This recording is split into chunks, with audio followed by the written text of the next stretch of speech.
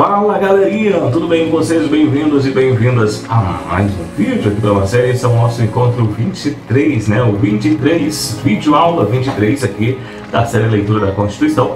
E nós vamos dar sequência com a nossa leitura aqui da Constituição. Você ainda não é inscrito, inscreva no canal, deixa um like no vídeo, compartilhe com seus amigos nas suas redes sociais. Lembrando, aqui nós estamos fazendo a leitura geral da Constituição e trazendo para você de primeira mão aí, para que você possa aproveitar, você concurseiro, você concurseiro de plantão, alguns pontos que a gente tem que é objeto de questão de prova. A gente está trazendo, dando alguma pontuação a mais, né? Trazendo alguma situação hipotética, algum exemplo que possa de repente facilitar o seu entendimento dessa nossa leitura. Vamos lá então ao nosso PDF aqui da Constituição. Estamos no título 5, onde trata-se da defesa do Estado e das instituições democráticas. Estamos no capítulo 1. Vamos falar então aí do Estado de defesa e do Estado de sítio. Seção 1. Vamos iniciar falando aí, portanto, do Estado de defesa. Artigo 136. O Presidente da República pode, ouvido os Conselhos da República e do Conselho de Defesa Nacional, decretar estado de defesa para preservar ou prontamente restabelecer em locais restrito e determinado a ordem pública e a paz social, ameaçado por grave e iminente instabilidade institucional ou atingida por calamidades de grandes proporções na natureza. Parágrafo 1º. O decreto que institui o estado de defesa determinará o tempo de sua duração e especificará as áreas a serem abrangidas e indicará, nos termos e limites da lei, as medidas coercitivas a vigorarem dentro dos seguintes. Primeiro, restrições aos direitos. As pessoas terão seus direitos restritos, por exemplo, reunião, ainda que exercida no seio das associações. B. Sigilo de correspondência. C. Sigilo de comunicações telegráficas e telefônicas. Segundo, ocupação e uso temporário de bens públicos na hipótese de calamidade pública, respondendo à União pelos danos e custas decorrentes. Parágrafo 2º. O tempo de duração do estado de defesa não será superior a 30 dias, podendo ser prorrogado uma vez por igual período, se persistirem as razões que justifiquem a sua decretação no caso da prorrogação. Parágrafo 3º. Na vigência do estado de defesa, primeiro, a prisão por crime contra o Estado determina pelo executor da medida será por este comunicada imediatamente ao juiz competente, que a relaxará se não for legal, facultando ao preso requerer o exame de corpo de delito à autoridade policial. 2. A comunicação será acompanhada de declaração pela autoridade do estado físico e mental do detido no momento de sua autuação. 3. A prisão ou detenção a qualquer pessoa não poderá ser superior a 10 dias, salvo quando autorizada pelo Poder Judiciário. Então as prisões não poderão ultrapassar 10 dias, né? 4. É vedada a incomunicabilidade do preso, ou seja, é assegurado, né, ao preso que ele possa ter a comunicação. Parágrafo 4º. Decretado o estado de defesa ou sua prorrogação, o Presidente da República, dentro de 24 horas, submeterá o ato com a respectiva justificativa ao Congresso Nacional, que decidirá sobre a prorrogação por maioria absoluta.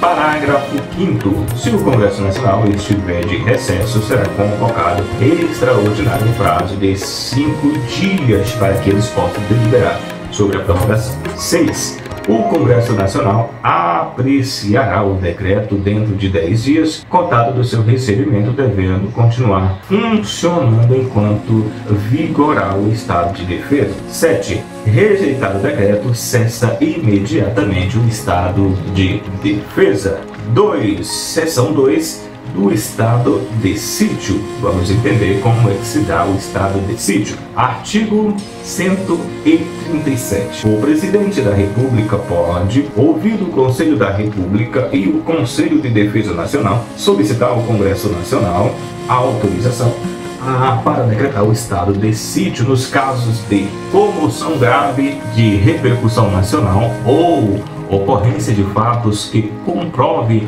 a ineficácia de medida tomada durante o estado de defesa. 2. Do estado de guerra ou resposta à agressão armada estrangeira. Parágrafo único. O presidente da República, ao solicitar autorização para decretar o estado de sítio ou sua prorrogação, relatará os motivos determinados do pedido, devendo o Congresso Nacional decidir por maioria absoluta acerca da manutenção, Artigo 138. O decreto de estado de sítio indicará sua duração, as normas necessárias em sua execução e as garantias constitucionais que ficarão suspensas e, depois de publicado, o presidente da República designará o executor das medidas específicas e as áreas abrangidas. Parágrafo 1º. O estado de sítio, no caso do artigo 137.1, não poderá ser decretado por mais de 30 dias. No caso aqui, o estado de sítio ele não pode ser decretado por mais de 30 dias, no caso do artigo 175, inciso 1º, nem prorrogado cada vez por prazo superior no do inciso 2. Poderá ser decretado por todo o tempo que perdurar a guerra ou a agressão armada estrangeira. Parágrafo 2º. Solicitada a autorização para decretar o estado de sítio durante o recesso parlamentar, o presidente do Senado de imediato convocará extraordinário Congresso Nacional para reunir dentro de 5 dias a fim de apreciar o ato. O Congresso Nacional permanecerá em funcionamento até o término da medida coercitiva. Artigo 139. Na vigência do estado de sítio decretado com fundamento no artigo 137, inciso 1º, só poderão ser tomadas contra pessoas as seguintes medidas. Primeiro, obrigação de permanência em local determinado, determinação em edifício não destinado à ocupação ou condenados por crimes. 3. Restrições relativas à inviolabilidade da correspondência, ao sigilo das comunicações, à prestação de informações e à liberdade da imprensa, radiodifusão e televisão na forma da lei. 4. Suspensão da liberdade de reunião. 5. Busca e apreensão em domicílio. 6. Intervenção em empresas de serviços públicos. 7. Requisição de bens. Parágrafo único. Não se inclui nas restrições do inciso 3º a difusão de pronunciamento de parlamentares efetuados nas casas legislativas, desde que liberada pela respectiva mesa. Seção 3 das disposições gerais. Artigo 140. A mesa do Congresso Nacional, ouvindo líderes partidários, designará comissão composta de 5 membros para acompanhar e fiscalizar a execução das medidas referidas ao estado de defesa e de sítio. Artigo 141. Cessado o estado de defesa ou estado de sítio, cessarão também os efeitos sem prejuízo da responsabilidade pelos ilícitos cometidos por seus executores e agentes. Ou seja, mesmo no estado de sítio de defesa, se os executores cometerem algum tipo de excesso, de ilícito, eles responderão por esses atos. Vamos, parágrafo único. Logo que cessado o estado de defesa ou o estado de sítio, as medidas aplicadas em sua vigência serão relatadas pelo presidente da República em mensagem ao Congresso Nacional, com especificação e justificativa para providências adotadas em relação nominal dos atingidos e indicação para restrições aplicadas. Capítulo 2. das Forças Armadas. Artigo 142. As Forças Armadas, constituídas pela Marinha, Exército e Aeronáutica, são instituições nacionais permanentes e regulares, organizada com base na hierarquia e na disciplina sob a autoridade suprema do Presidente da República e destinam-se à defesa da pátria, à garantia dos poderes constitucionais, por iniciativa de qualquer destes, da lei e da ordem. Artigo parágrafo 1º. Lei complementar estabelecerá as normas gerais a serem adotadas na organização, no preparo e no emprego das Forças Armadas. Segundo, não caberá haver corpos em relação à punição disciplinares militares. 3. Os membros das Forças Armadas são denominados militares, aplicando-lhes, além das que vierem ser fixadas em lei, as seguintes disposições incluídas pela Emenda Constitucional 18 de 1998. Primeiro, as patentes, com prerrogativas, direitos e deveres a elas inerentes, são conferidas pelo Presidente da República e asseguradas em plenitude aos oficiais da ativa, da reserva ou reformados, sendo-lhe privado o título, postos militares e, juntamente com os demais membros, o uso do uniforme das Forças Armadas.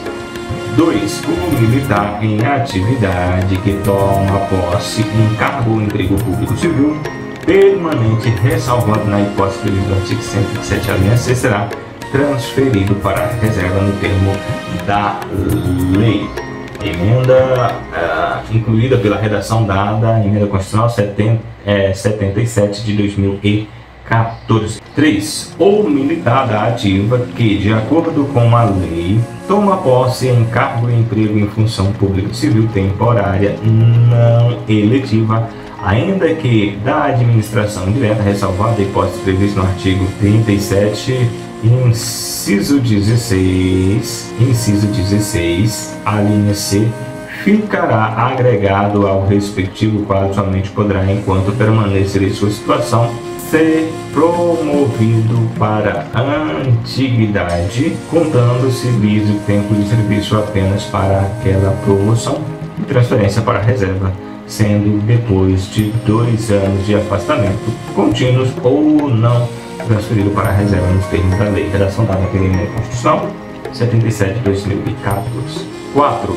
O militar são proibidos a sindicalização e a greve. Emenda Constitucional 18 de 1998. 5. O militar, enquanto em serviço ativo, não poderá estar afiliado a partido político. 6. O oficial só perderá o posto e a patente se for julgado indigno do oficialato ou com ele incompatível a decisão do Tribunal Militar de caráter permanente em tempo de paz ou do Tribunal Especial em tempo de guerra. 7.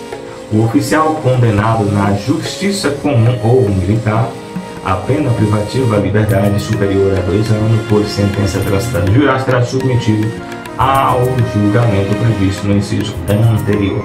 8.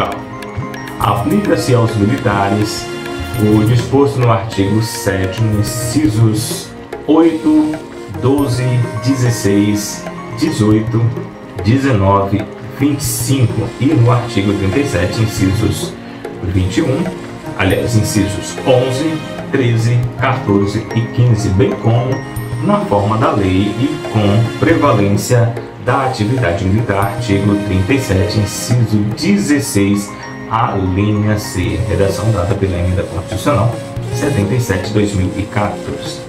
10. A lei que disporá sobre ingresso nas Forças Armadas, os limites de idade, a estabilidade e outras condições de transferência do militar para a inatividade, os direitos, os deveres, a remuneração, as prerrogativas e as situações especiais dos militares, consideradas as peculiaridades de suas atividades, inclusive aquelas cumpridas na forma do cumprimento internacional e de guerra, incluído pela Emenda Constitucional 18 de 1998, artigo 147. O serviço militar é obrigatório nos termos da lei. Parágrafo 1º. Às Forças Armadas compete, na forma da lei, atribuir serviço alternativo aos que, em tempo de paz, após alistamento, alegarem imperativo de consciência, entende-se como de tal decorrente de crença religiosa e de convicção filosófica ou política, para se eximirem de atividade de caráter essencial militar. 2.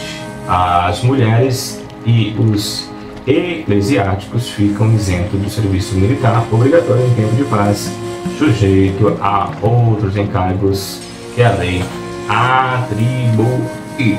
Capítulo 3 da Segurança Pública. Artigo 144. A segurança pública, dever do Estado, direito e responsabilidade de todos, é exercida para a preservação da ordem pública e da incolumidade das pessoas e do patrimônio através das seguintes órgãos. Primeiro, Polícia Federal, Polícia Rodoviária Federal, Polícia Ferroviária Federal, Polícias Civis, Polícias Militares e Corpos de Bombeiros Militares. 6. Polícia Penal Federal, Estadual e Distrital. Redação incluída pela Emenda Constitucional 104 de 2019. Primeiro, a Polícia Federal,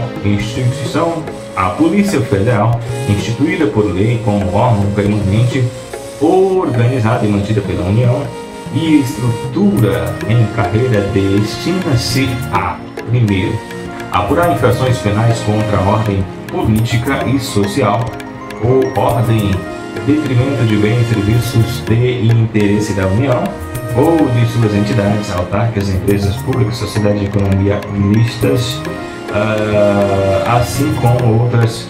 Apurar infrações penais contra a ordem política e social ou em detrimento de bens, serviços em interesse da União ou de suas entidades, autárquicas e empresas públicas, assim como outras infrações cuja prática tenha repercussão interestadual e internacional e exija repressão uniforme, segundo se dispuser a legislação.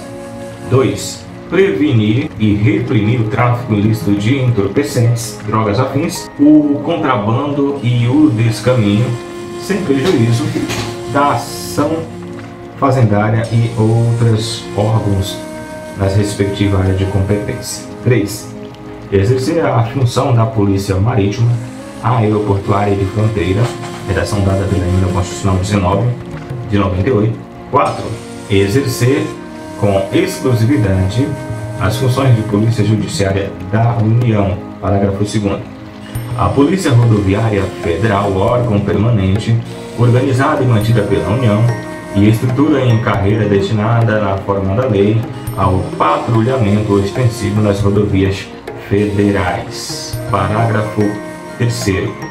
A Polícia Ferroviária Federal, órgão permanente, organizada e mantida pela União, e estrutura em carreira destinada-se, na forma da lei, ao patrulhamento ostensivo das ferrovias federais. Essa aqui é a polícia chamada fantasminha, ela só está aqui na Constituição. Na prática ela não existe, né? Não tem ainda a Polícia Ferroviária Federal na prática, mas na lei está aqui, né? É uma função dela patrulhar, fazer o acompanhamento das ferrovias. Parágrafo 4º.